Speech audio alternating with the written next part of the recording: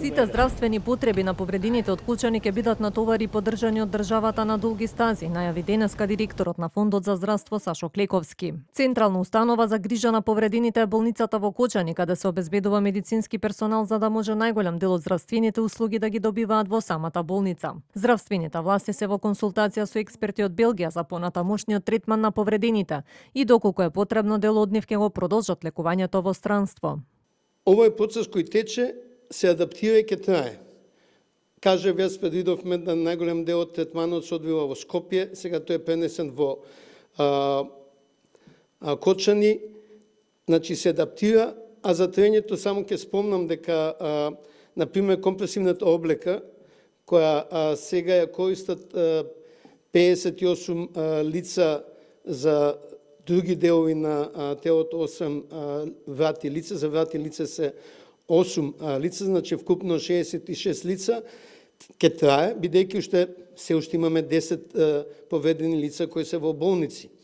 Имаме уште некои 15 лица кои најверојатно во наредниот период ќе им бидат земени мерки, значи процесот трае, ќе се адаптира. Клековски вели дека во моментов се дава здравствена заштита на сите без разлика дали имаат осигурување или не.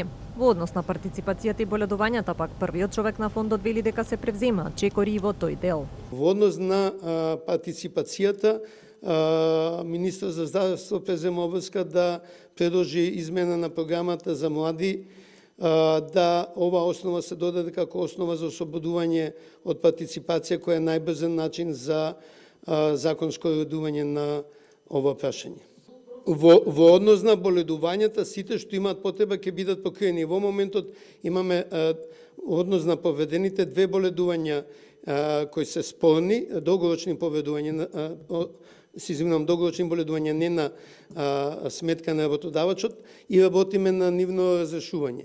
Значи, ќе бареме начин. Во однос на барањата за вработување во Кочанската болница, пак Клековски вели дека не се целосно поврзани со третманот на повредените, туку се и за потребите на други оддели.